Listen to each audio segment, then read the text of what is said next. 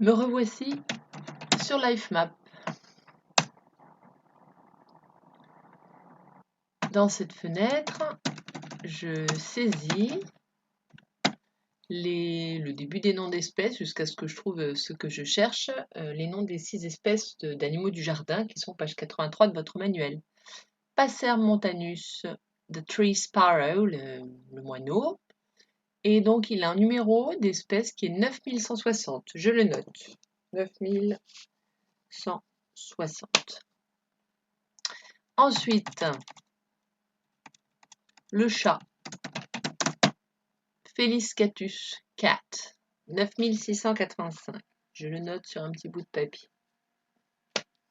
Et je fais comme ça pour toutes les espèces. Le lézard, Podarcis muralis, 64 176. Et voilà.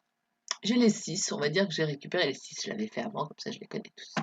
Ici, dans cette fenêtre-là, je vais noter les numéros d'identité des espèces là. 9160 pour le moineau, 9685 pour le chat, 64 176 pour le lézard. Alors la coccinelle, c'était je ne sais pas combien, enfin, il y en a un qui est 41 139, un autre encore qui a 6536,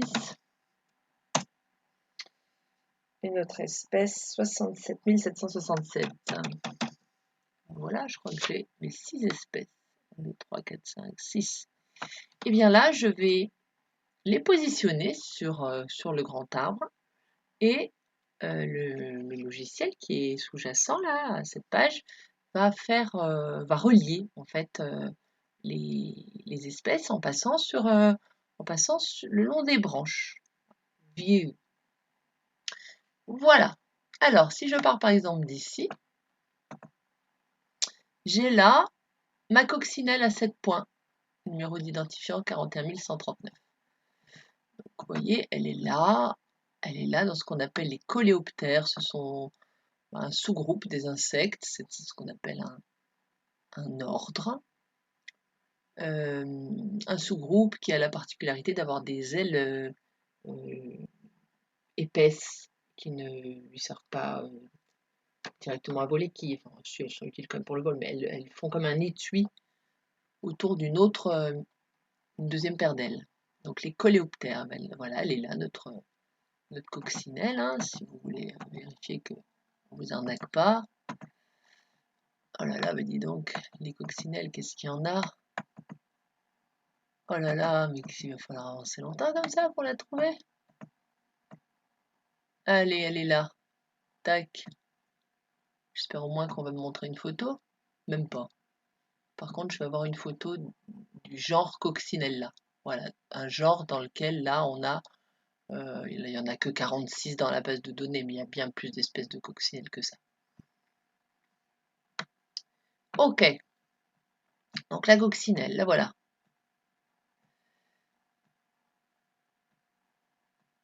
La coccinelle à 7 points. Après, si je remonte un petit peu, tout ça, ça va être des insectes. Hein. Les coléoptères, qui sont des insectes aussi, bien sûr. Après, je remonte encore. Et là, voici, ici en remontant, j'arrive à une bifurcation. Et bien, là, si je descends, je vais trouver ma fourmi. Elle est là, parmi les hyménoptères, qui est un groupe d'insectes qui a la particularité d'avoir la taille très fine. Les fourmis, les abeilles, les guêpes.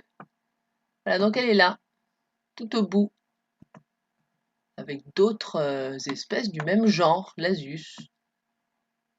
Peu de photos, peu de photos. Là, peut-être. Ouais, tout ça, c'est plusieurs genres de fourmis.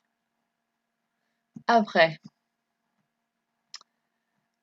donc je reviens et j'ai donc, si je résume, hein, la coccinelle et la fourmi qui sont très proches l'une de l'autre. Quand je remonte les branches oranges, j'arrive rapidement à, hop, à un endroit où les deux branches se collent, se soudent.